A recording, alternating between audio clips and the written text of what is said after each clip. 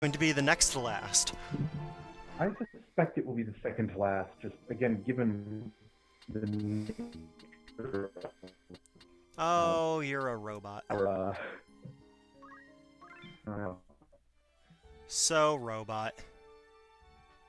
okay, let me try something. Yeah, that.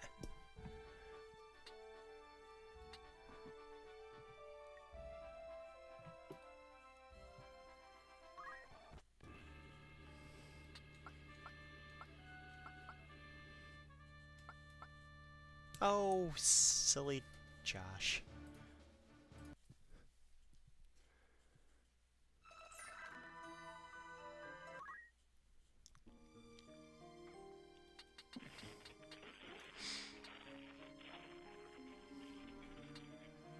Okay, am I back? Yes, you are back. Hello. I sound less robot-y. You went a little robot-y again. Well, we'll see how it goes. Yeah.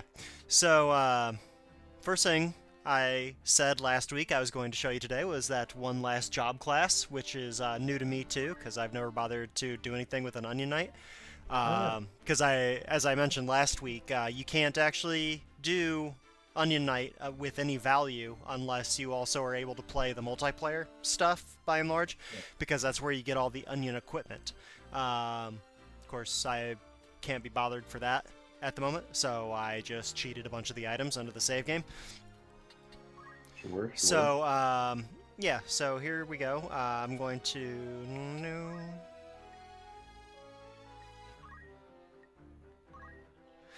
So this is what he's got equipped at the moment as a chemist. This is the guy I'm going to turn into an Onion Knight for a battle. And, Casper. yeah, good old Casper. He's a utility infielder. So, you know, just pretty basic stuff. But when I use the right menu, I'll change him into an Onion Knight here. And suddenly he's got a really cool portrait, which I was surprised to see was actually as cool as it is. Nice. And he's got all the Onion equipment, so he's a little slower than he was as a chemist, but pretty powerful. And he ends up with no abilities whatsoever, because that is part of what the Onion Knight does to you. You actually...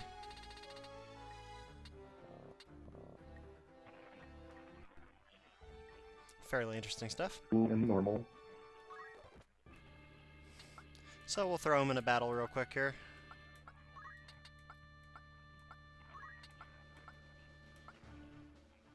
Oh, and this one still has her as an arithmetician, even though I said last week we wouldn't do that. I guess as long as she's here, why the heck not?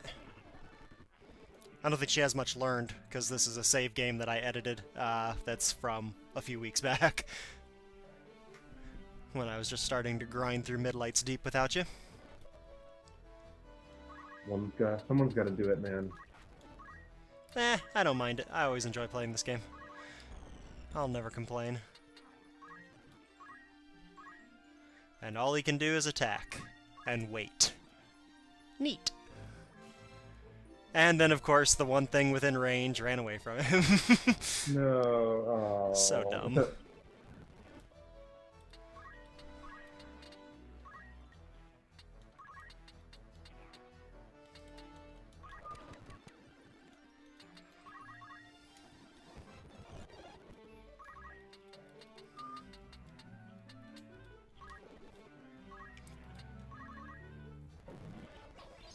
I will say the Onion Knight is definitely winning the style competition. Yeah, he looks really cool. Yeah, look how And sporty he is. It's a very authentic outfit to the origin of the Onion Knight, which was Final Fantasy III, which I'm assuming you've never played. Correct. But yeah, it's a cool look. It's pretty much the same on women, I think. I haven't... Yeah, she just has no arithmetics actually learned. So I guess we'll still not show any of that. But yeah, it's a cool look.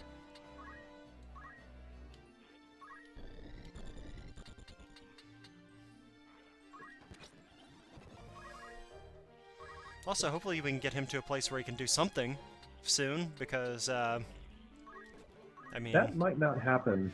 Yeah, He's it's got not 2 looking move real good squares. at the moment, because, yeah, he's not No. that fast, and, huh. I You need... telling me this is another class that's not all that useful? Yeah, I mean, it's definitely not, you know, the most interesting thing on Earth, but... And, you know, I really don't think they intended it to be. It's really just kind of an Easter egg more than anything. Right, right.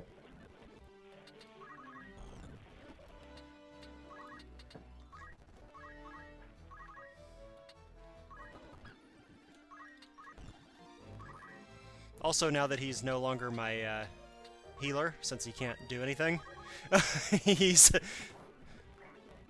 not super useful, and hopefully Auto Potion continues to work, or otherwise he definitely won't get to do anything. Hmm. Oh my, and his move radius is definitely hindered by the water here. Yeah. Should have given the... Though, again, the blue of his getup looks nice with the blue of the water. Oh yes, very nice indeed. This will be our aesthetics stream.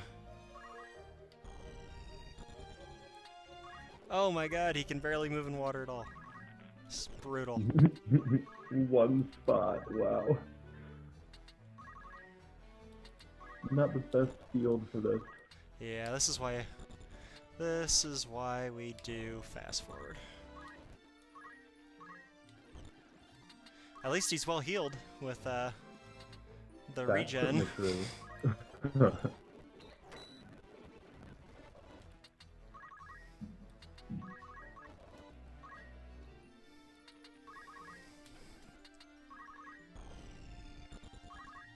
Yay! That was just a total mistake. Thank God nobody's watching so far. Yeah, sometimes this is useful, but I do think we have discovered our answer to whether we will beat the game today. You don't know. There's only like 5 battles that we have to do here.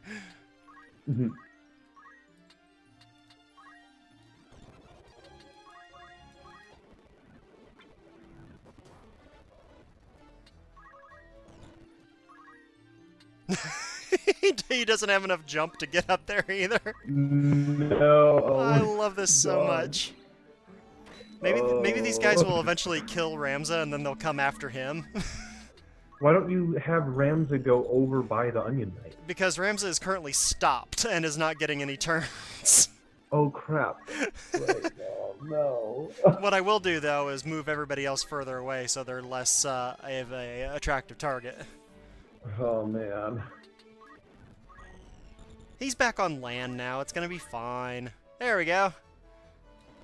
Wonderful. Oh, there we go. That'll work. See? Now he's dead.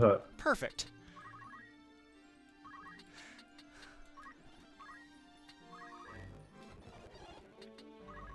All this just to get him to swing a sword and maybe get attacked.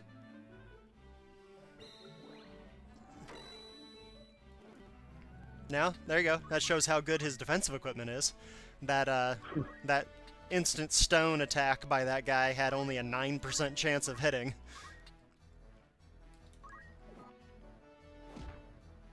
And the counterattack was also blocked. That part's pretty cool. And obviously that onion equipment can only be used by Onion Knights. So if you're going to go to the trouble of getting... Oh, look at that. 15% chance of being hit. Okay, so now you kind of understand where the allure is in this guy, I guess.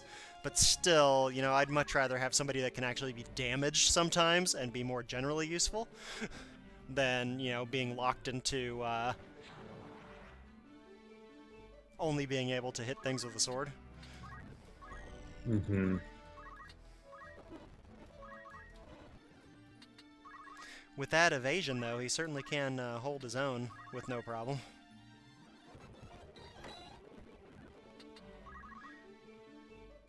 Let's see if he can kill this guy before Ramza expires, though. I would say no. Yep, there we go. Cool. Problem solved. Let's move on to a real Yay. battle. Okay, man. Whew. That was fun. Yeah. I really do like that sprite, though. I really do. It's a really pretty sprite. Oh, you robot boy. Oh. Nah, that's okay. It was just for a second. Okay. So, yeah, I've rejiggered things since not in that last save game. And I'll show you how ludicrous this party is going into the end game. The party that I'm planning on... the party that I'm planning on taking in is Ramza. We've got him as a knight with dual wield. So he's got Excalibur and Save the Queen both. A crystal helmet and Genji armor. Cool. Normal. Yeah, totally normal. And the best part is that I got extra copies of Excalibur and Save the Queen. And as you'll see, I'm not going to use either of the other copies. So I didn't need to go to all that trouble of getting them out of Midlight's Deep, because I'm not even going to use the extras. Wow. Casper, I moved back into Chemist, because, you know, then he doesn't have to throw items anymore, and he can equip one of our awesome guns again. Still gave him equip heavy armor, so he can do solid armor, which those are two things that we pilfered from Midlight's Deep in his armor. And just for a lark, I gave him Bard Song as his secondary. So early in battles, when we're not needing to heal a whole lot, and we have better attacking options than even him with the Blaze Gun, at that point, you know, he can still be buffing the whole party. We're going to take Eustacia as a Dragoon. She has equipped gun still also, but as a heavy class, she doesn't need the equip heavy armor ability. So she's got the blaster gun, and then she's got some pretty solid armor as well with Crystal and the Mirror Mail. And we've got Balthier, who I'm taking along mainly because of Barrage, in case we need it. So he's got one of the glacial guns that we've picked up along the way, and again, Sky Pirate can use heavy armor as well, so he's got a lot of, you know, real good armor as well. And I gave him Germanus boots, which are accessory boots that give you +1 move and +1 jump to make him as mobile as possible, so he can always be in range to shoot. And then, last but not least, we'll take old Orlando because, you know, game breaker.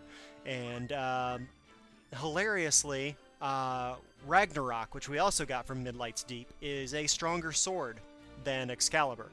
So it doesn't give him haste, which is a little bit of a loss, but it does give him shell, and we will be seeing a lot of magical attacks in these last few battles, so cool to have those. He's got the Venetian shield, which we also stole from Midlight's Deep. So that's going to be our core party going through. There are, I wouldn't say a lot, but there are options here for us to lose armor and weapons through breaking. I did not go to the trouble of giving everybody Safeguard, which does possibly mean that we might end up resetting a battle or two. But at this point, I mean, unless they break something just utterly vital, we're not going to miss it towards the end of the game. We're pretty high leveled at this point because of all the grinding I had to do through Midlight's Deep, so I don't think that we're going to encounter any insurmountable issues, even if, you know, our characters get stripped naked. Now, it's been a long time since we did anything with regards to the story, or with regard, if I want to speak actually properly. So, you know, a brief recap is that as we went through the last few battles leading up to this, we discovered that there is a portal that the Lucavi have been wanting to open for a long time to get Sancta Jora back on Earth. And, you know, the Aura Site are the keys for the Lucavi to get back to Earth, but they need more help for Ajora, and they need, you know, a lot of death. So it turns out that this portal, they built the monastery that we started the game at directly on top of it. Okay. So, you know, Love coming full circle. Love yeah, doing it. and not only that, you know, it does kind of indicate that maybe the church, you know, as we've learned throughout the game, you know, the church has always known more about all of this than they've been saying. Right.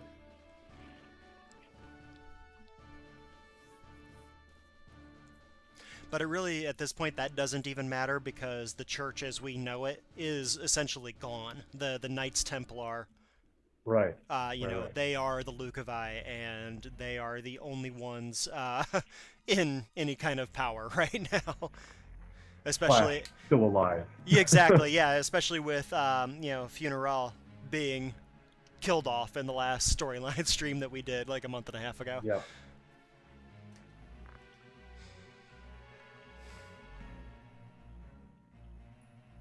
So there's a couple knights in this battle. They will have equipment breaking abilities, at the very least. We'll try to keep. Frickin' womp. Yeah, we'll try to keep our distance from them as best we can, which shouldn't be too terribly difficult.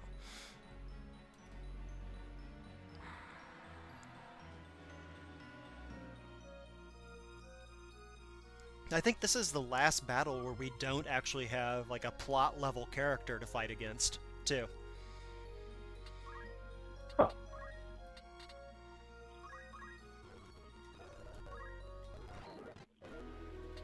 Because, you know, it's a as you may know from that absolute classic movie, The Waterboy, we're at the end now. You know, we can't leave anything on the field, or whatever the quote is. I don't know. I guess if I was going to make that reference, I should really do a better job of actually knowing what the reference was. Yeah. I unfortunately, slash fortunately, I have not seen the movie recently enough to be able to correct you. So that's, I guess, how it's going to have to stand. You can't see me right now, but I am visibly shrugging at that. That's fair. Eh. I secretly love my gun dragoon build. That's so bizarre. It's pretty great.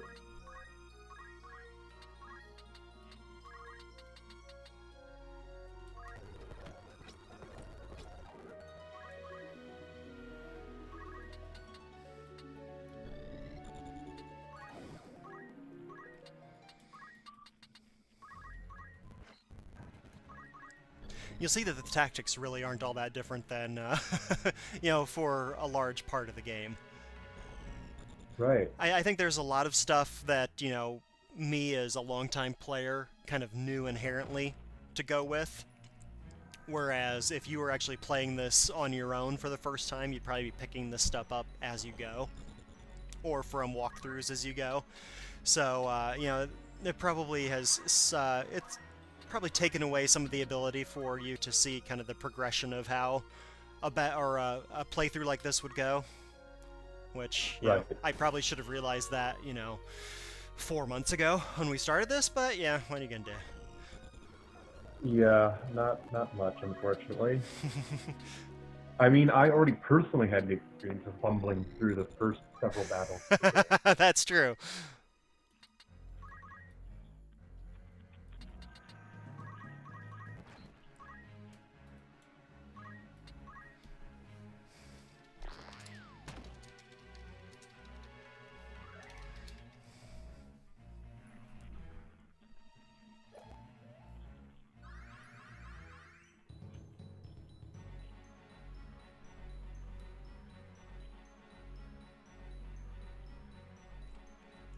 It dawns on me now that they actually had to put in animations for all of these sprites to be able to do, like, song. Well, they had to put in animations for all the male sprites to be able to do song, and animations for all the female sprites to be able to do dance. Oh, yeah, that's a good point. I bet that really irritated the artists. Song was, yeah, that was probably not very fun. Something that, of course, does not really get used all that much. No. As you have already noticed, those are definitely late game job classes, and, you know, not nearly as useful as a lot of things. Right, often unused even once gotten. I've always been a big fan of both bards and dancers in this game. So, Well, you're a very musical man there, Josh. wow. That dude had some serious evade. Or more likely, he has an ability to evade physical attacks. Oh.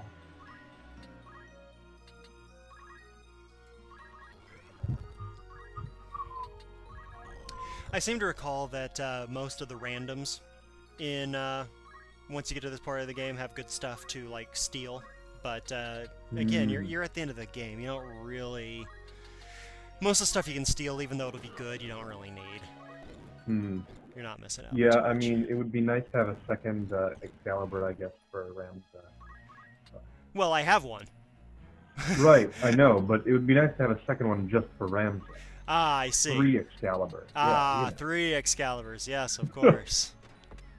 That might begin to, I guess, cut against their rarity value, though, I suppose. Well, I feel like having just 2 of them does that, frankly. Right. There's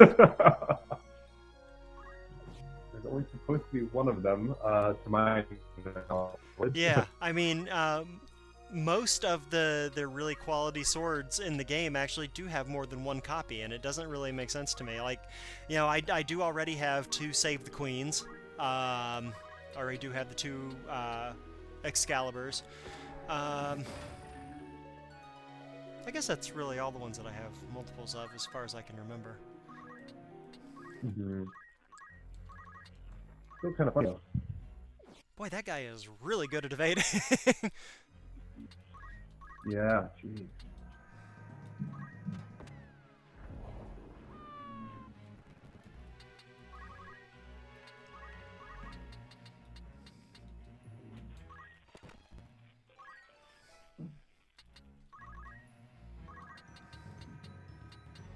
But you know what they can't evade? Yeah. I don't know. No, you're pretty accurate there. That was supposed to be a Scott Pilgrim versus the World. Oh, nice. Good lord. Have we had anything broken? No. Well, they've barely gotten an attack off. Right. Yeah, I was gonna say I don't remember that, but weirdly enough, when I get sort of lag glitches here, it's usually in the exact instant of attack. Oh, that's probably because I'm fast-forwarding. I really need to stop doing that. Oh, that makes sense now. I'm so impatient. See, there I did it again without even thinking about it.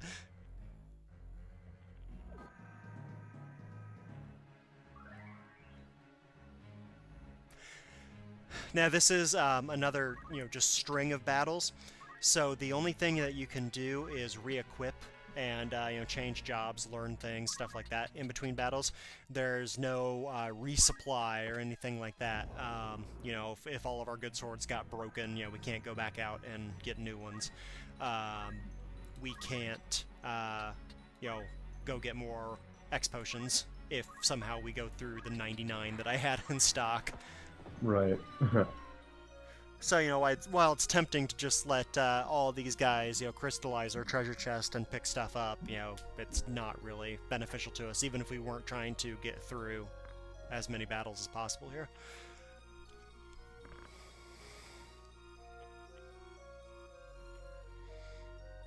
And there's Lafrey making some random noises. Okay, slightly less random noises, but still.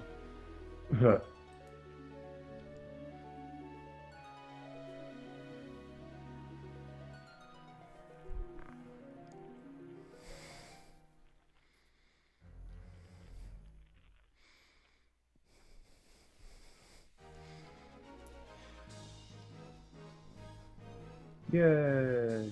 Da, da, da, da, da, da, da. I'm sure I'm very out of sync with the actual music as it sounds on your end. Oh, of course.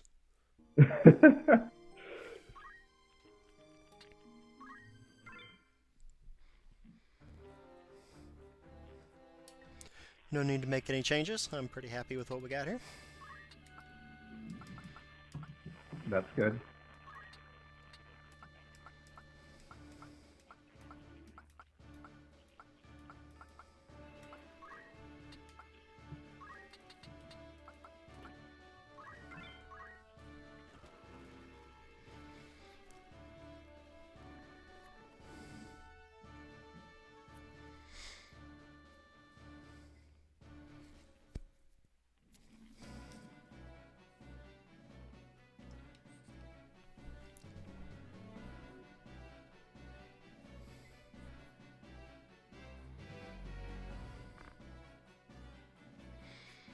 You clearly have not waited for us, because we already heard you trying to cast that spell through that open door.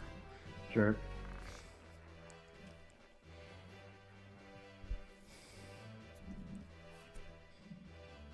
That I love the use of the word cairn. That's one of weird my... use of the word ironic as well. Not ironic, it would be never mind. It's Alanis Morissette style ironic. Well, I was about to step forward on the, my usual. It's not my usual, actually.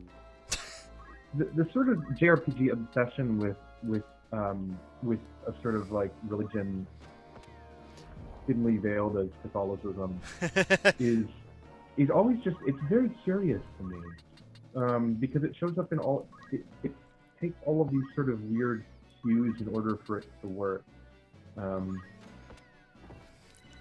Anyhow, look, obviously, you would not have a heretic's bones inside an abbey. You would remove those. It would not be a point of irony. It would be a point of insult. Well, I kind of wonder, But of course, somebody making a JRPG would not know that, and I would not expect them to. But it's just so funny. I kind of wonder if maybe it's even a little bit more twisted than that. And Lawfrey realizes that he is much more the heretic than Ramza ever could be at this point. Sure, yeah. And that's where the irony comes in? Right. I mean, the fact is that when these games use a sort of religion like that, it doesn't really actually function as a religion in any meaningful way. Oh, no, certainly not. Or it doesn't even, well, not even that. It doesn't even, like, in its own terms, exist as a religion. It's sort of like vaguely religious in its iconography, and it has a sort of, the structure is usually, frankly, a bit more feudal than actually ecclesiastical. Yeah. So it just ends up being like an easy stand-in for actual secular forms of power that use these sort of iconographies as well, which is a curious choice, and I think it's interesting. It probably says a lot of things about contemporary willingness to question institutions that they are obligated to follow. You know what I find really interesting about this is that we have made it to the doorstep of the end of the game, and Neil and I joked about how you would riff on this at some point playing this game, and it took until the very end when you got there. It's amazing. Well, I was trying to be a good sport here. It had to happen eventually, but I'm always here to to try to make for a good time. Trying to help our viewers have a good feeling.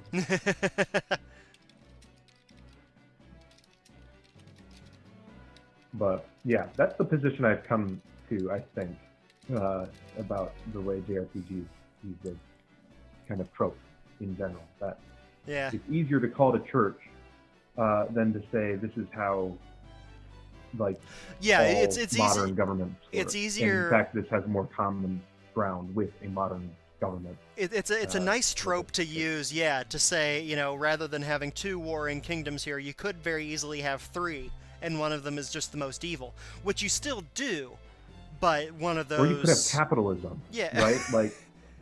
Like that's obviously the sort of like easy answer here. Or you could just have that the two kingdoms aren't in fact at war, which is, again, there's plenty of historical precedents for this, where in fact the leaders of the kingdoms are like brothers or cousins or father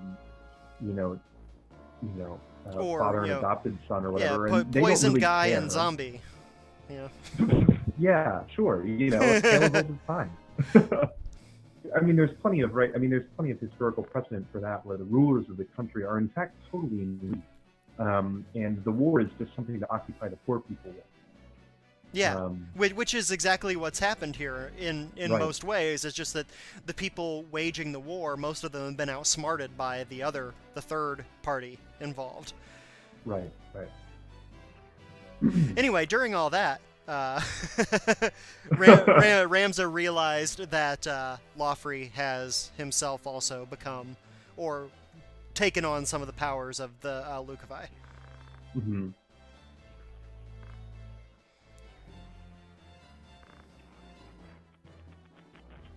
So, you know, just Okay.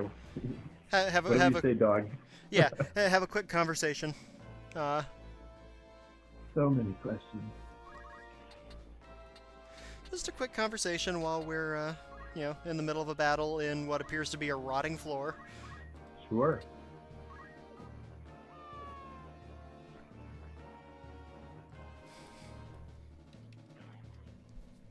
And you can, if you look really closely, and hopefully it comes through over the screen share, but if you look really closely, you can kind of see that maybe the floor... Oh, there we go. He just lost... Oh, no! He lost his Grand Helm.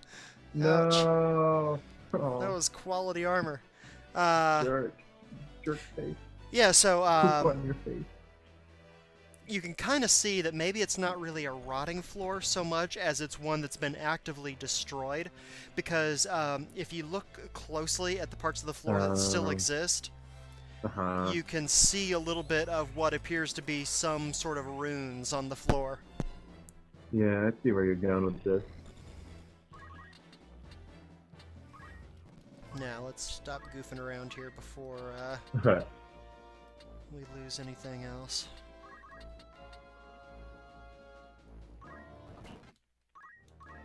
Oh, sorry, I did it again.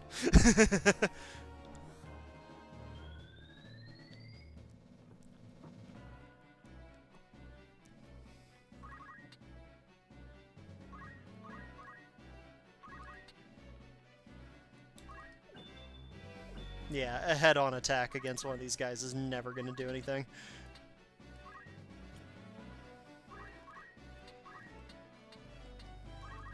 And that's pretty much true of all of the human warriors that we see from here on out.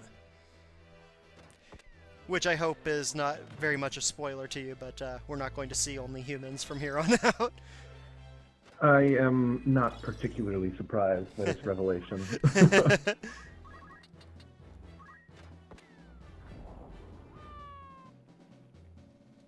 Now that should do it. Yeah. I think this is a battle that has a defeat all enemies objective, but it's actually just Loffrey. So much men to be done. Wow, thanks, I guess. For you, what? Runes! Hey, there's those runes. Even on the ruined parts of the floor, they show up. I like it. Yeah. That's how runey they are. Wow. Rooney, Rooney, Rooney. Go home, Josh. You're drunk. Oh, God, if only.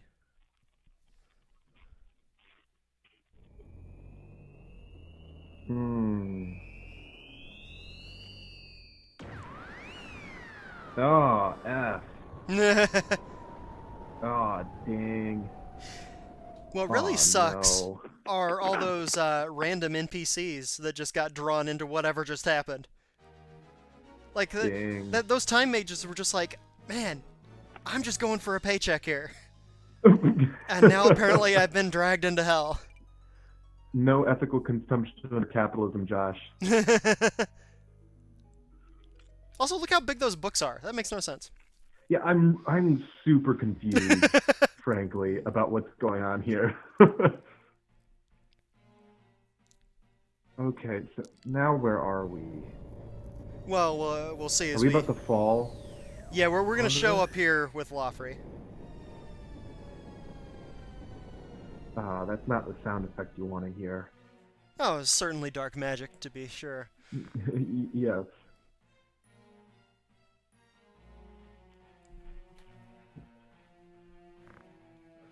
There, here you go. We are in the Necrohol. Oh, great. Death Hall. Love that. Love the name of that. Yeah, the original translation was typically garbage on that, and it's called Death City, Mullonde. Death City. Which, I mean, is kind of metal in its own way, but... Right. I mean, it's the same thing. Yeah. But Necrohol makes it sound like... It makes it sound so much better. Yeah.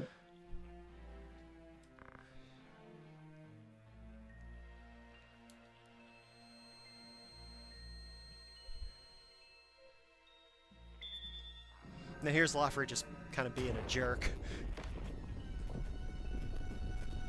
And destroying the portal.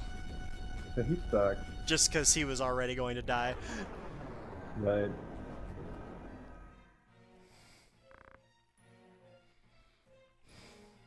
Jerk.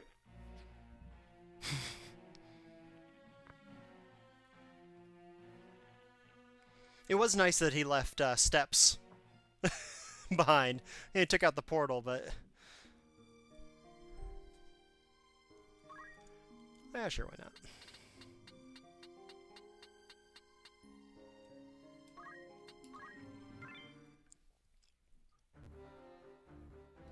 Oh, I forgot to re-equip the chemist.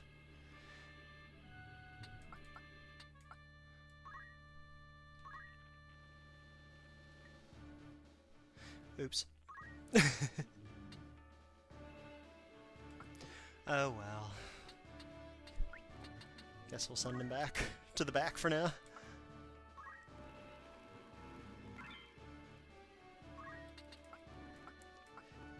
It's okay, there's a good chance that we may end up restarting this battle anyway. This is probably the toughest of the ones we have left.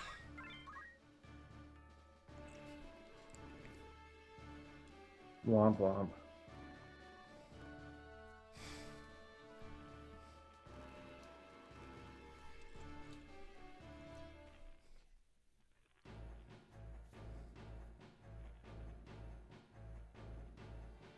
Oh no, I'm sorry, the next one is the toughest of the ones we have left. This one's only interesting in so much as it's got enemy samurai, which is something that you just don't run into. Oh, yeah, that's kind of exciting. Very, very rarely do you run into them. Oh, Clethian, this ass. Yeah. Then it falls on me, much like we fell into this stupid Death City.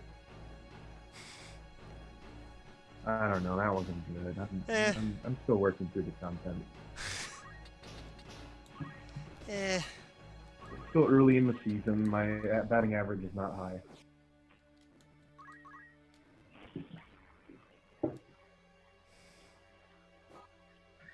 Luckily, none of these guys are particularly strong.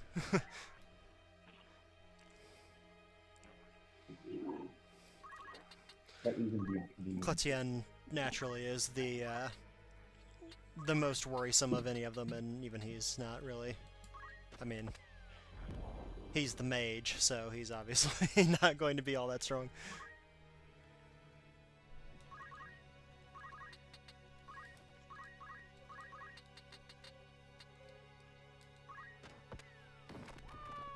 Yeah, when I said that this one was the hardest, I actually meant that this one was the easiest. Sweet. There are really good items My hidden. favorite kind of mistake. The next one is the hard one, by the way. There are good items hidden in these maps also, much like Midlight's Deep, but again, at this point, you're at a point of no return in the game. So unless you didn't do Midlight's Deep, there's not much here that is really worth digging around for, especially when you have lots of people who could be breaking your equipment at the same time as you're trying to find it.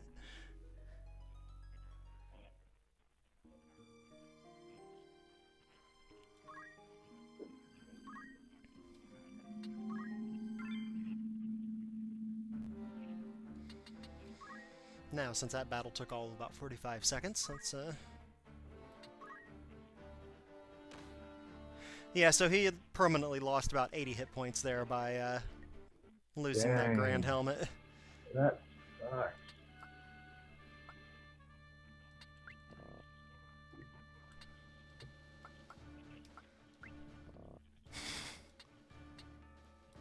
Let's see, so I think if I put some gun wielders up here, and then my other gun wielder,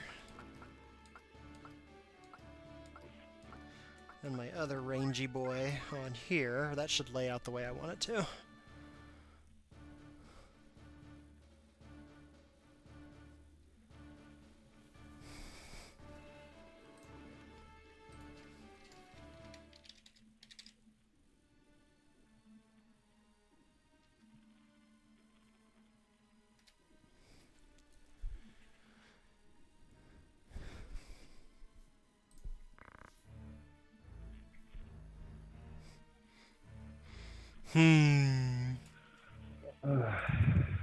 Well, I see you've collected all the three-headed things. Yeah. When did we? This I know we fought Barrich before, but I can't. It doesn't matter. he was the one that was he was in charge of spreading the poison that Oh, infected right. everybody at Fort Bessalot. What a jerk. Yeah, he was the Templar biological warfare gentleman. Dang. I believe the original translation of this map is the Lost Sacred Precincts, which Oh. which is, you know, that's a pretty good name, but Lost Halidom is even cooler. Yeah, and you can kind of tell this is kind of a city sort of environment. Yeah. Yeah. No, these are cool maps. Yeah. And this is a really tricky battlefield because you need significant jump to be able to get across this gap at the top side, and everybody that is against you is a ranged attacker, except for that behemoth. The behemoth is guarding the side that is easier to cross naturally. So either way, you're likely to get sniped at or just overrun very quickly, which is why this is a trickier map. I mean, even Ramza with his very good move and jump can only get this far on a single turn, which is going to open him up to these Hydra class monsters. Dang. And she got disabled, so there's no point doing anything with her.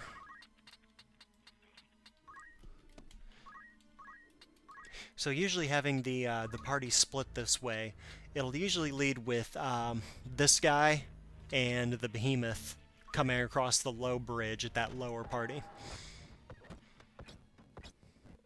So it certainly behooves us to do as much as we can to weaken those guys. If we can get through them, then we have a clear shot to come flank the other guys. And as a reminder, those Hydras can fly. So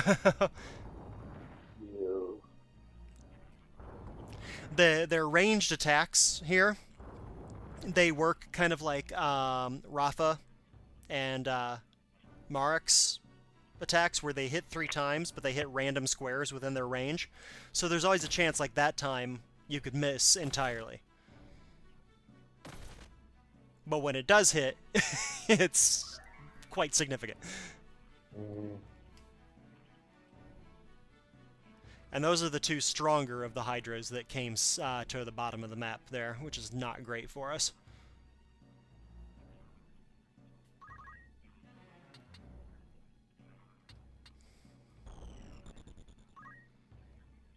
Do you have a TV on or something? No, I don't. Oh, weird. I can hear like kind of like chatter in the background. I have a window open and there are birds outside. Sounds human. Oh, that was okay. That was key. I will take that. You might have been looking at the birds outside, but yeah, I did just get distracted. But yeah, I confused the Dark Hydra. I see the question mark. Yeah. But it really won't matter anyway. If I were in a poaching mood, these would be awesome to poach, but again, point of no return, no point in doing it. Therefore, let's just take out the main target and move on with our lives. Oh, hey, Stilts is here. Hooray. Stilts is here. Stilts. I'm actually excited, unlike Josh.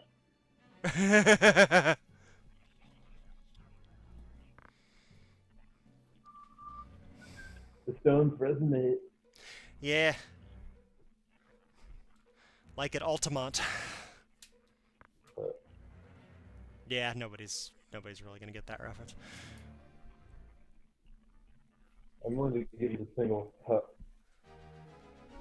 in order to endorse your joke making. But that's all I've got, unfortunately. Why encourage me? As your co-host, I am contractually bound to encourage you.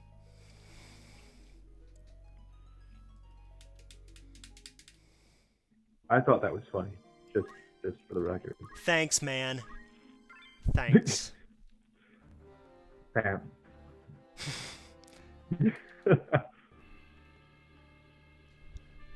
Look around you. Yeah, so we probably actually are going to finish today. Really? Yeah. Wow.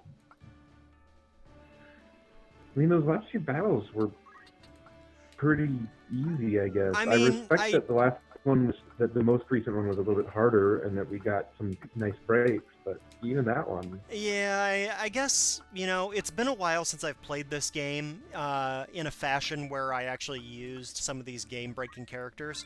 And, you know, sufficiently leveled, you kind of forget how easy some of this stuff can get.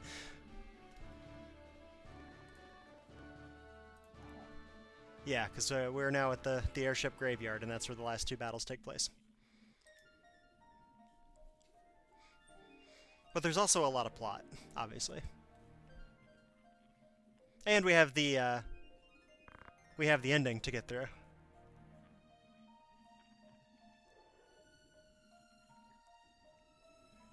Why does Virgo not awaken?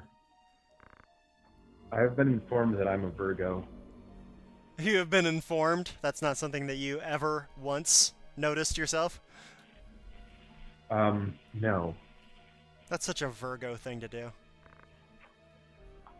I've now interpreted everyone who says something like that. That's such a Virgo thing to do, as just saying that's such a correct thing to think or do. I actually don't have any idea. I was hoping you'd try to call me on it so I could admit that I was bluffing. I don't actually look into any of these things myself. So I I only hear them when other people say them. So what exactly is the deal with us being on a ship now? Well, this is the Airship Graveyard. As you might recall from way back in the game when we first got to the city of the Machinists, Goog, they talked about how previous civilizations had things like airships and other technology that were lost to time. And now we've essentially archaeologicaled our way down to where these things exist. Okay. But apparently we're also in hell, according to Yeah. Lafrey, so, you know, I mean... Yeah, I mean, we did just go through Dead City, and the ship Yeah, is and suddenly surrounded by an eerie purple. Yeah, I silhouette. mean, maybe this is Hell's own airship. I don't really know. Very confusing. It's kind of like the Black Pearl. Nice.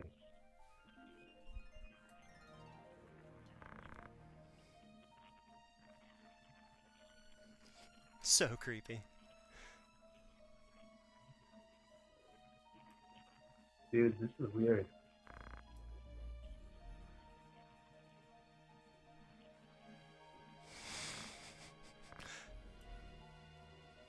Really weird dog.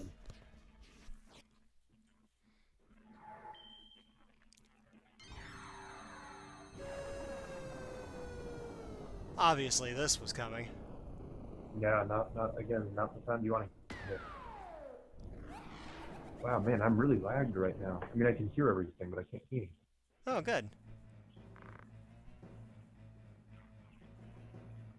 Whoa, now I can see everything. Hashmal is awesome. In all things you I serve. Hashmal, like, bringer of order. Super muscular lion, apparently with antlers. Sure. And pigtails. Yeah. So cool.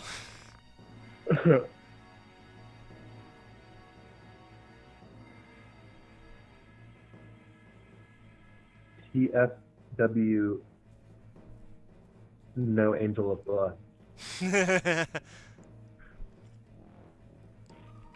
Wah, wah.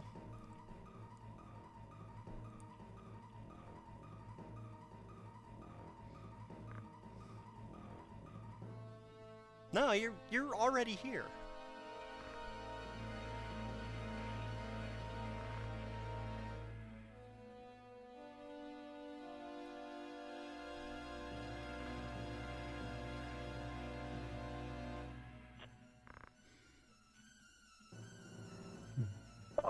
Well, that wasn't very nice. you are behind today. That's interesting. Yeah, I don't know. You sound fine, and the audio feels all caught up, but yeah, I don't know.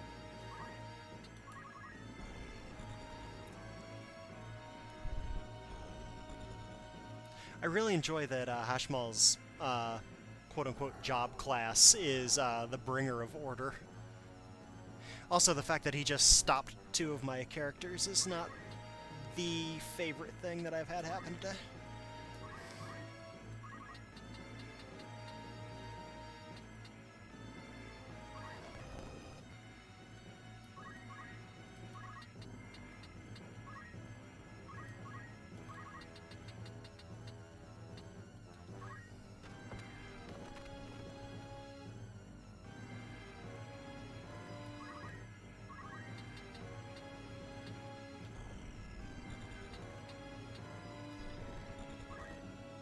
This map is a little bit annoying in so much as part of the airship debris can block what you're doing, so you can't see what's going on.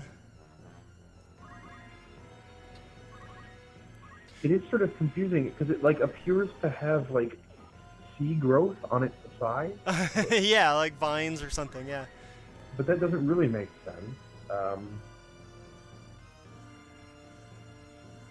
Oh my goodness. So that stop can only be blocked if you have a if you have the proper equipment to stop it, like it doesn't miss ever. So now I've managed to maneuver my party into a situation where I only have Ramza.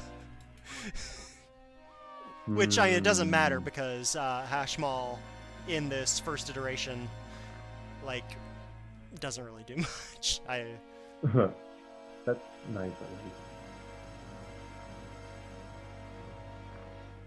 And I guess it's technically 3 battles we had to fight here. This was just the first one. Okay.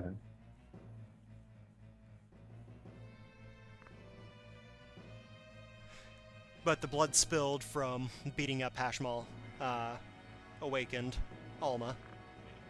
That is really not what we were trying to do. Well, we wanted her awake, but this is not going to go well. Boom! Oh, he just, oh, damn. Yeah, he took his claws and gutted himself to create enough, because as he was just saying before the battle, the spilling of blood is what brings her back. Whoa.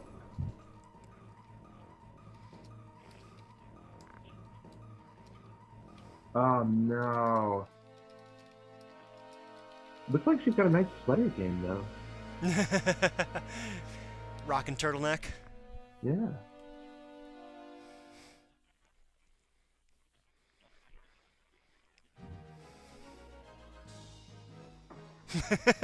Is it though?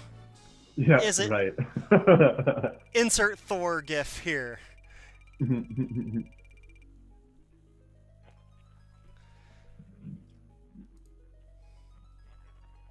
Oh, Ragnarok. Speaking of Thor. Oh, there you go. So now we have 2 Ragnaroks. Love it. Big fan.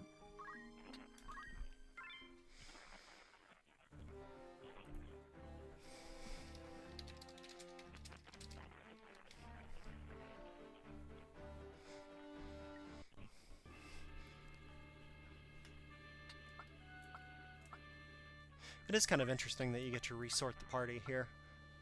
Like, I guess Azora is just hanging out there, waiting. It's like, no, Right, you guys, take a breather. It's gonna be fine. Have all the time in the world. Been dead for thousands of years. Not too worried. It's alright, I gotta warm up a little bit here, too. Yeah, she's doing stretches over on the other side of the airship. Yeah, cracking her neck. Yeah, you know, getting things fresh. Feeling a little rusty. The blood moving. Yeah, sure. Doing some, you know, aerobic stretching.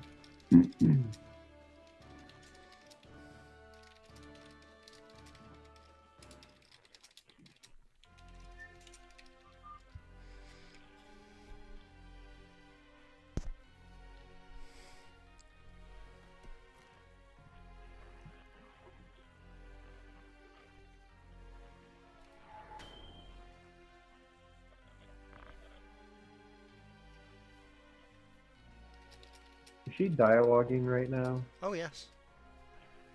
I'm not seeing anything. What are you saying? Okay, now I just got, what is this? What happens to me? Yeah, I had that setting there for a few seconds. Oh, man. Okay.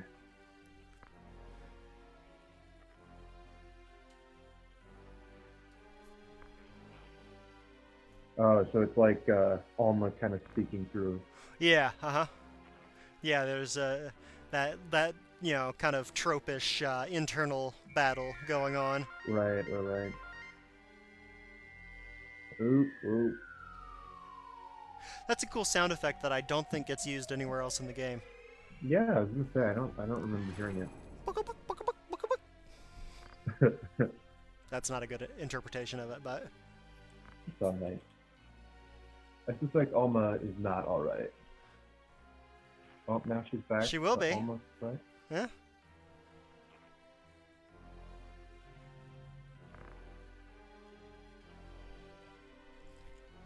Sounds like she's getting ready to do a rap battle.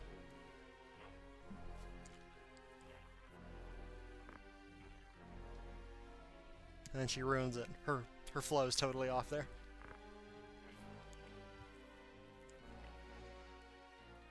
Yeah, so here we go. We got a couple demons. Sure. They're crossing their arms. Yeah. They're bouncers. I think I've made that joke already at some point during this playthrough. It's a good joke. It's a good joke. It warrants repeating.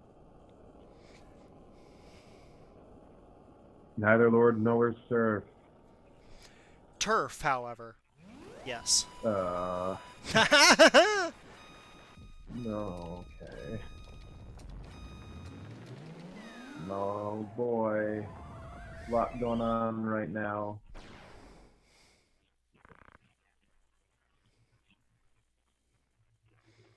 I never have figured out what the heck is on her head. If it's like... They're tiny wings.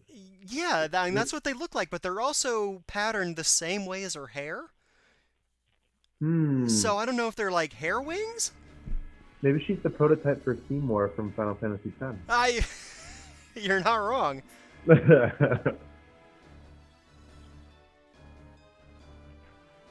Okay, so now it's Ultima instead of Azura. Yeah.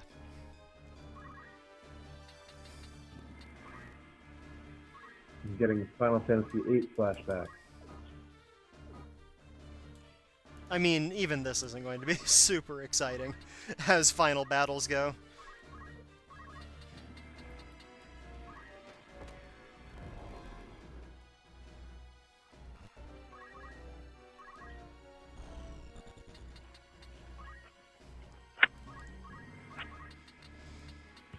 I've chosen a party that's just way OP.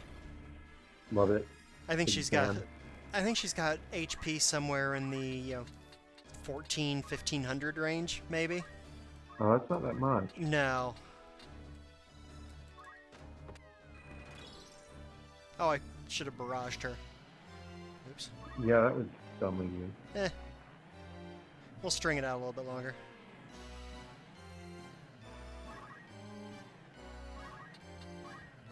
Also, Ramza is insanely fast. So, He really is, yeah. and hasted because of his Excalibur. Look, yeah, she's dead. Wow. Dang.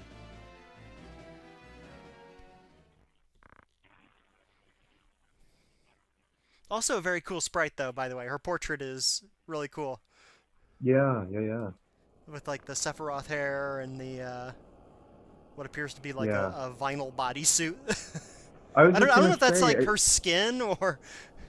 Because she's got bare thighs. She's got bare thighs. Yeah. I don't...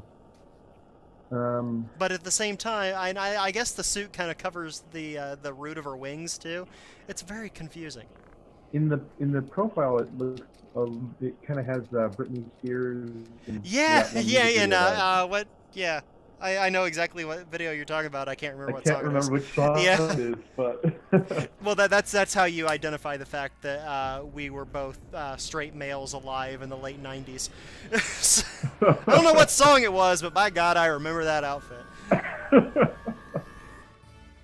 Oh dear. Now she said something there about. Oh dear. What? Yeah. Yeah, now she's made of bones. Now she's a dude. No, I think she's I'm just made kidding. of bones. Now she's just a Skeletor. Who's crossing her? Oh dear. Right. Now, interestingly, unlike the last one, we don't reset the battle here. So Orlando is the next Right. person to have an attack, Okay. and still does. I think this time around she's got something like 2,000 HP, but that's still going to be nothing compared to not this very party. much. What was I just about to say? Oh, in that previous bit of dialogue after we defeated her in the last battle, she said something along the lines of like, Rams's blood runs. In Ramsa runs the blood of her previous defeater, or something like that. Oh, I must have skipped past that too fast. I don't actually remember that happening. I'll have to go back and look at the video later. Yeah, no, she did. I promise you. I know, I believe it. I mean, the Bale family have been, around for a long time. Well, the real treat would be if it wasn't the Bale family, right?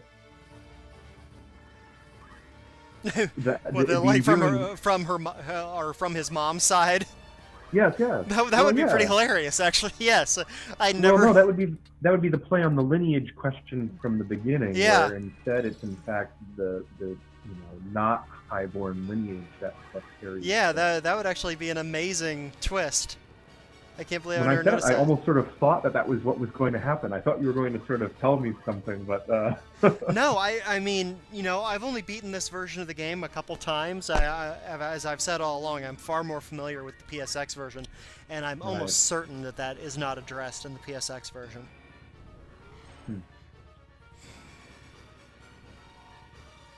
Uh-oh.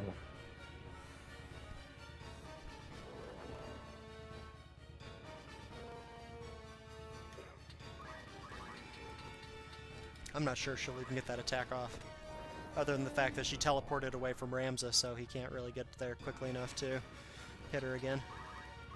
No, can he not? He does have crazy moves, maybe.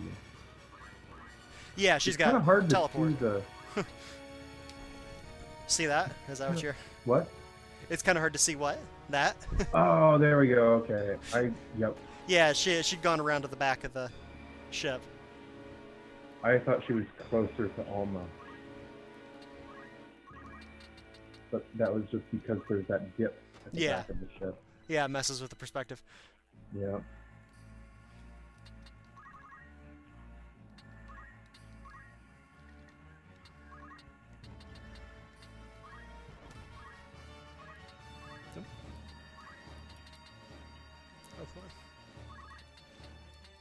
Barrage.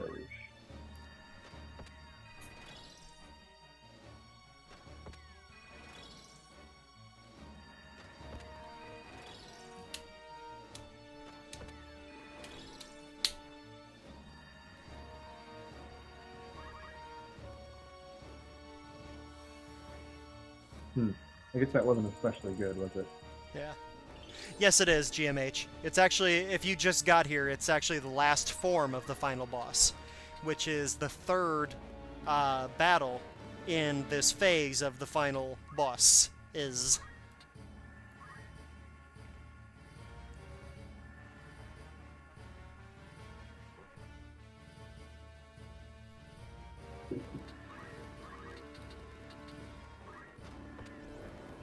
And again, I've gone with a wildly OP party for this.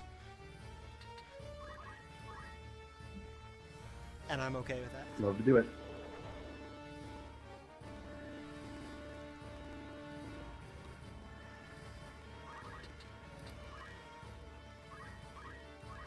After the crazy evade and such of the last few battles. Oh, there she goes. Hang her head. Did. Wow. Did.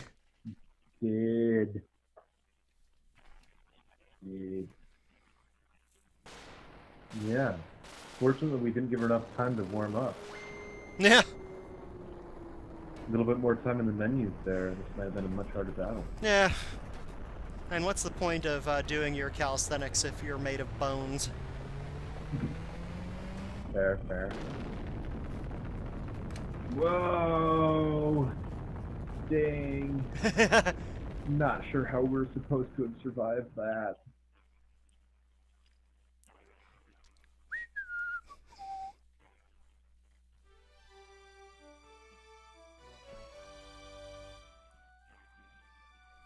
Different music.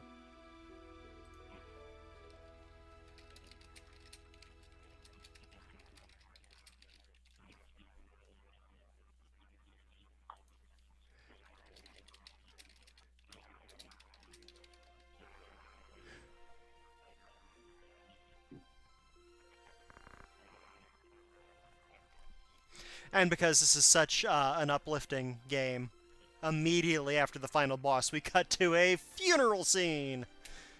Wow.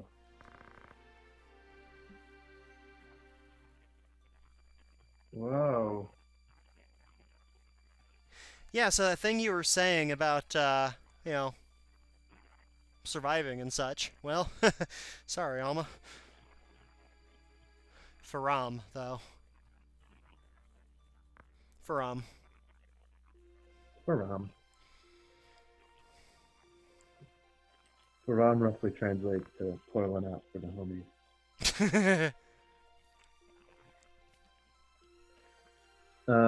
This is a confusing cut. What's that? I said this is a confusing cut. Oh, this is hilarious. If you look very closely at the lower left-hand corner of the screen, there's a no. bug that they introduced when they changed this to widescreen. Because obviously the original version was in 4:3 because it was you know, a PSX game before anything was widescreen. And they widened the screen for PSP and then later versions, of course. And I guess they forgot to code having that guy go off the screen entirely in that case. Dang. Nice. Yes, everything from here on out is a spoiler, GMH, so you probably should go if, Everything has been... Wait, what? It's been a spoiler for a little while. Yeah, I mean, well, GMH just got here. He got here, like, right as we were killing, Ultima. No, I mean, like, we have been playing through the game. But yeah, I mean, so it is the entire game. Stream has been a spoiler. my apologies, PGMH. Sorry, Into. Yeah, it went pretty quick because of that ridiculously overpowered party we had. I don't know if you were here at the very beginning of the stream, but our Ramza was a dual-wield knight with both Excalibur and Save the Queen, so he was doing like 600 damage around. Each turn.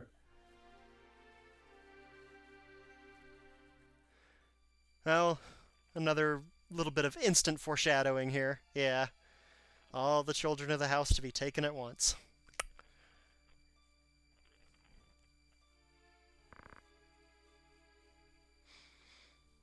Oh.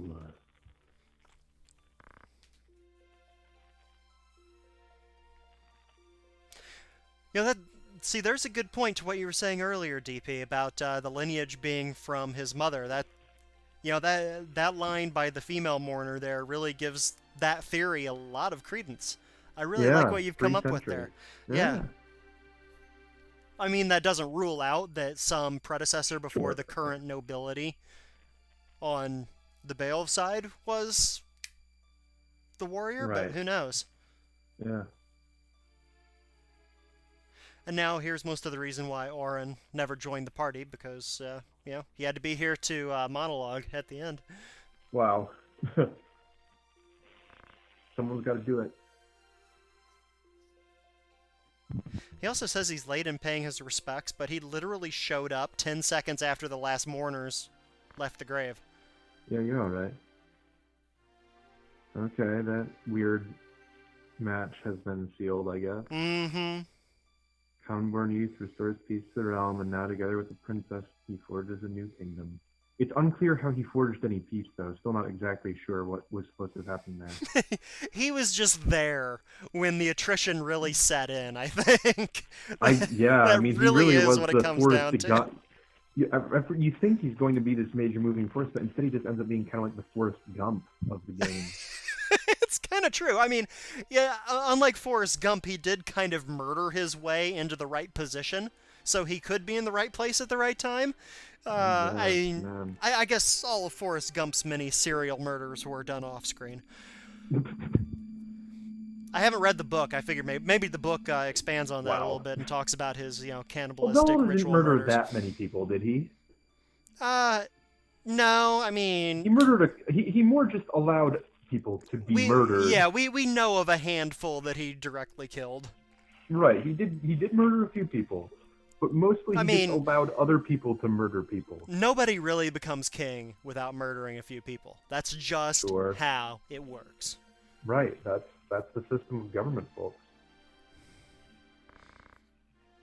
When Valfarma revealed herself for an agent of Mullonde, he made it appear as though he'd killed her, and then let her... Who is Velmarfa?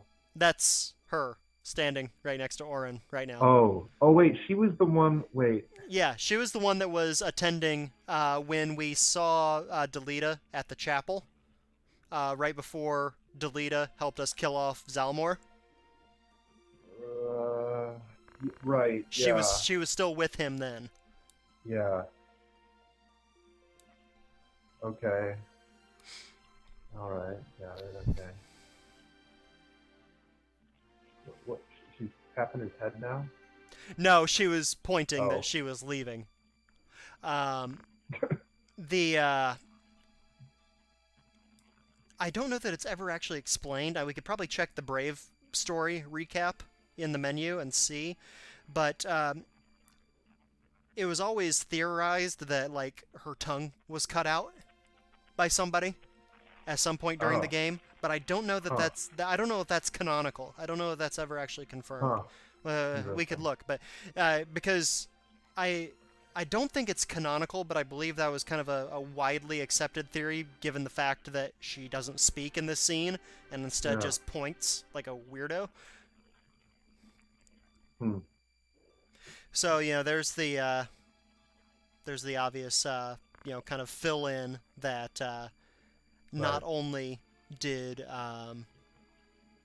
Rams and Alma die, but everybody down there died, just like Loffrey said was going to happen. There's no way for them to get back. The interesting thing is, I don't believe that dialogue changes if you reject Orlando. So, obviously, as a guest into normal character, you have the option to reject them from your party or dismiss him later. And I don't think that dialogue changes. I've only done that a couple times, and I don't remember clearly, but I'm pretty sure that's the case. Now that we have all these save games, though, I might actually run through that again to see what happens. Just for fun. But maybe this weekend I'll do it for fun. He looks back over his shoulder. Yeah, and this is where the ending starts to get a little weird.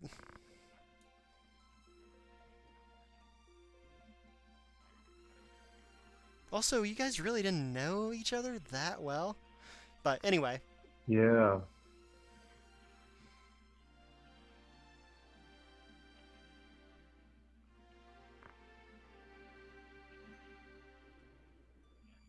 What? Yeah, exactly. And yeah.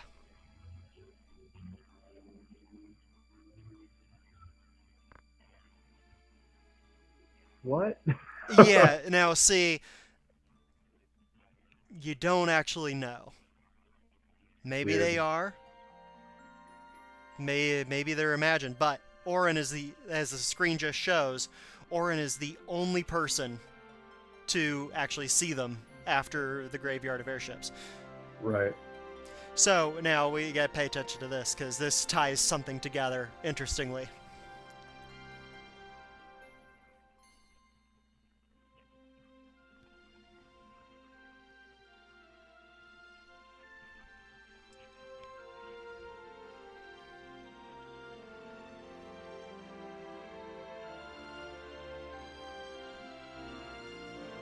Okay.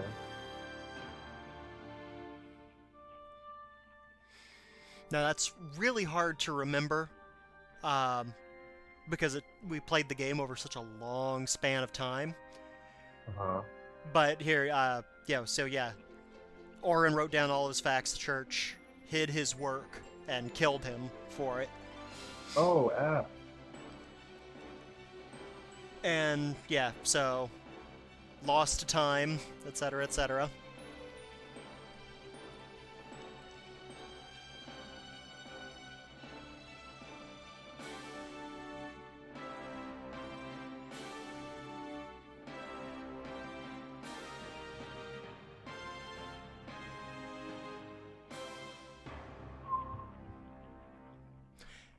Arazlam, the scholar from the very beginning who starts telling you the story, is a descendant of Orin. That's like the one final twist. Yeah, that's nice. That's cool. I remember the first time I played this game and saw that, I was like, wait a minute. Yeah, no, that's good stuff. Well, there it is. The game completed. Kind of surprised we got through all of it in this one sitting. Very good. And that was supposed to be, I'm guessing at the end there, Ramza and Alma on those chocobos. Yeah, it was. Right. Yeah, and it's never confirmed. Not even Square Enix has ever spoken to it, as far as I'm aware, as to whether Orin was imagining it or not. Mm-hmm. And I feel like I would know if they had confirmed it at some point. I'm fast-forwarding through some stuff here because, this is essentially a Marvel movie, and there is a little bit more coming up here. Hey now, Final Fantasy was doing this before Marvel movies. Yeah, but not all that regularly, I don't think. I disagree with that. No? There's stuff at the end of a lot of them. Is there? Yeah, man.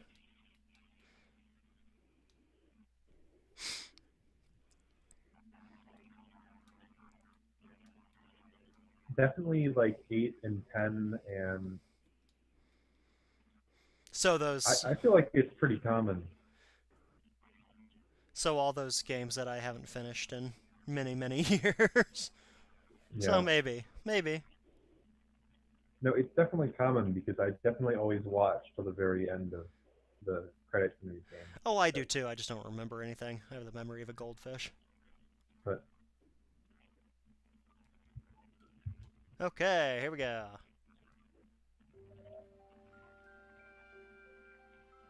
Zeltenia Castle, Chapel Ruins. I don't remember which castle this was.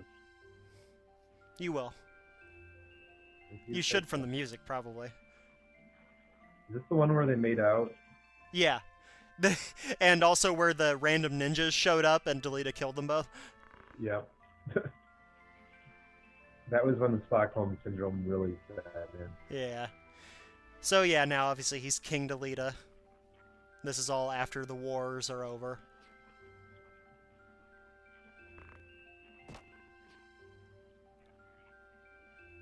Hello.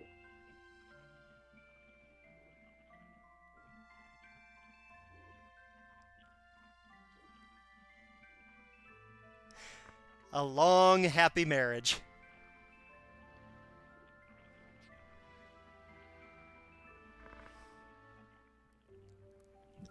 Whoa.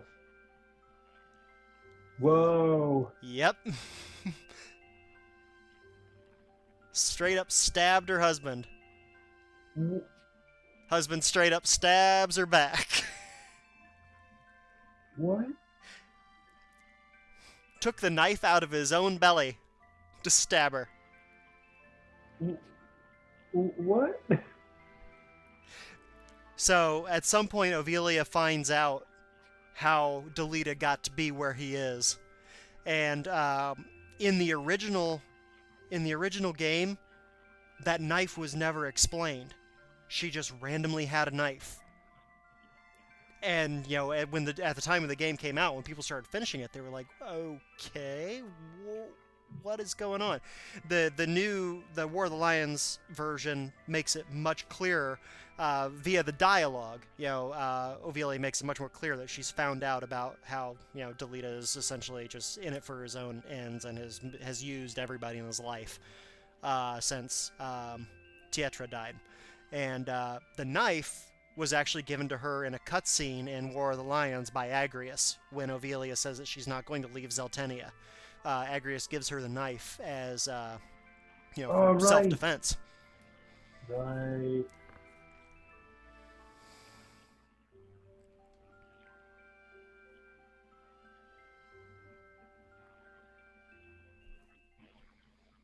Wow. Dang. Dang, dog. And then very, pretty script handwriting for the end. Wow. Well, man. This is, I guess, in keeping in the kind of game that this has been. All of the heroes die at the end. And then also the, well, I guess I'm not really sure what to call Belida at this point. The realist. He's the realist. Well, he's the pragmatist, certainly. Oh, I mean it in kind of like the hip-hop sort of fashion. He's the most real. Oh. Nice. Wow, cool. Well, no, that was a fun game. That was some fun stuff. Yeah.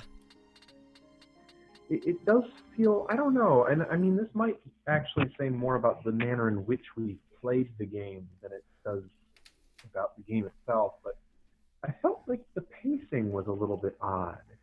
Well, yeah, and a lot of that was to do with the way that we played the game. But, if you're going to play the game in a completionist sort of way, and you are going to end up with some pacing issues for that. So, yeah. A little from column A, a little from column B, I think. Sure. But yeah, I mean... It seems like the game went through these sorts of... by this, I mean, it seemed like there were phases where it took quite a while to go through relatively unimportant stages of the plot. And then there were sections where huge movements in plot happened over the course of just a couple battles. And yeah, again, and this, I'm sure there's a little bit of column A, column B here, but I wonder if that might be also in part due to the fact that the nature of tactics battle systems, where battles take longer like that, and where you don't have random encounters in the same way. Yeah. I wonder if that impacts the pacing in a sense. I think it probably does. But where a larger percentage of battles feel like boss battles. Yeah. I think the length of the battles probably does make a big difference in that. The encounter rate, I think, if you do just like a one-to-one comparison of random encounters versus plot-driven encounters like boss battles and such, I would say that the encounter rate overall in Tactics is probably 5 or 10 times lower than in a game like, say, Final Fantasy IV. But the length of those battles, like you say, makes a big difference. Right. And of course, my tendency to screw up battles and forget what I'm doing in the middle of a battle because I'm talking about something also has some level of bearing there. Sure. Yeah. What can one do? So some other stuff that I learned at the end of the game is if you are not playing on the PSP version, because the PSP version of this is the only one that actually has net play, where you can earn some of the items like onion stuff. If you're playing on a mobile device, all of the specific equipment, the really good stuff that you can only get by playing multiplayer originally, it becomes available in the furrier shops, the poaching shops, for purchase as kind of like a new game plus or like a game continuation sort of thing. I don't actually know how you probably saw the message that it was saving continuation data to the card. I don't know how that exactly works. I don't think I've ever actually done like a new game plus or whatever format it takes in this version, so I can't speak to that off the top of my head. And I'm a little afraid to try to poke into it right this second, since, that Fair could leave me destroying some of these save games that I might need at some point. enough. But yeah. So yeah, I guess that's pretty much it. Yeah. Wait, who are you that you know who I am and have my birthday? I thought you were some Twitch rando. Who are you? Oh wait, crap! I forgot about that. Happy birthday, man! You already told me happy birthday on Facebook.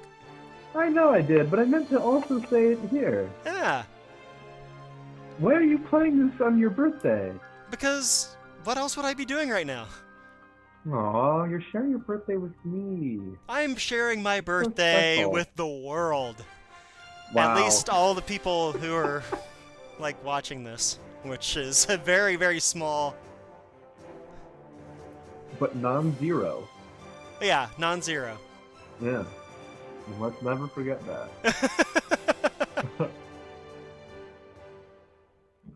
Yeah, no, I can definitely see why this is. I can definitely see why this game has so many firm adherents in the sort of world of RPG community, and in particularly, it has a lot of distinctive things going on here. I think, while still feeling a certain kind of continuity within the genre. Not just the battle system, of course, but the way the plot works too, obviously, as we commented all along. Mm-hmm. Yeah. Yeah, it's a great deal of fun. You would have really enjoyed it had you ever gotten over the hump, I think. Well, but I now enjoyed you it don't now. have to. Yeah, this I have- counts. I enjoyed it. I have not actually saved you any real amount of time since you sat here for virtually all of the gameplay, but Well, it would have been faster to just watch a movie like you did with 13-2 and Lightning Returns, as I recall, Mm-hmm. for which I mocked you roundly. Hey, that was fun. I was just thinking about doing that again. You don't have that kind of time. Well, I guess you do now if this stream's going to be over. Well, the thing is, I would watch those during lunch or during dinner. So, which is when I normally watch an episode of television on a normal day. So. Well, there we go. That was, yeah, and I guess that's pretty much it. I don't know what Con is going to stream next. I don't know. You are obviously always invited to hang out for streams as they happen. Yeah. We'll see what the next one is going to be. Yeah, we should think about another one. I had some thoughts about doing the Final Fantasy VII original PSX demo as soon as I can find my disc for that. I know I have it. I just have no idea where it ended up. The original PSX demo? Yeah, the demo version of 7. You get to run through the first Avalanche mission. So it's you riding the train, hopping off at the reactor, going through the reactor, fighting the boss. You get to do all that in the demo, but it's just different enough that it feels really weird to do it. Oh, and it's something that I actually recorded video for YouTube of me doing, like probably close to 10 years ago. But it might be interesting to do it as a stream as well. Yeah. And that would be something that would actually be really interesting to have a second person who was able to play it simultaneously and share the screen back to the stream in another window, like play the final version, kind of simultaneously to see the differences in real time. That might be a tricky scenario technologically, but it's something that I've been looking into. I'd also might be doable. I'd also like to do some streaming of FF4 Free Enterprise. I know that I kind of missed the boat on being one of the first people to do that, but it's a neat take on Final Fantasy IV, and it'd be something that we could distribute the code for so that other people could play it at the same time as we played it on stream. I don't know anything about that. Yeah, it's essentially a Final Fantasy IV randomizer. you can, kind of pick some configuration for it and start the game, and things show up randomly in Final Fantasy IV. So, so you don't want to go to Mist Cave first, and the game enables that by giving you an airship immediately. And then you kind of have to like travel the world to find the right things in the right sequence to make sure that you can play the game. So you could go someplace and get really lucky and immediately get Edge, for instance. Or you could do what I do what I did the first time I tried to play it, and decide to go to the Mist Cave first anyway, and then end up with the bosses from the Tower of Babel as your very first boss. So I played for about a half hour and then got stomped, and then decided to wait on it until I came back to it for a stream at some point. Dang, fair enough. But yes, all that said, anybody who doesn't follow us on Facebook or on the site or on Twitter or Discord or whatever, we'll publish what we do decide to stream at some point when we do it. I may do some random stuff at some point just for the fun of it. And otherwise, I'm going to go get free Starbucks coffee for my birthday, I think. Do it. Treat yourself. Oh, I have been all day. My lunch was a giant hot dog with jalapeno peppers, bacon, and cream cheese. That was me treating myself for lunch. Yeah. Ooh. It tastes way better than it sounds, don't worry. Okay, that is good. I was gonna say, not for me, man, but that's what everybody says. All right. Anyway, thanks for watching, all you guys who did over the course of the last several months, and thanks, DP. I'm glad that I finally got to make you experience this game. Mm-hmm. Yay. And stream end.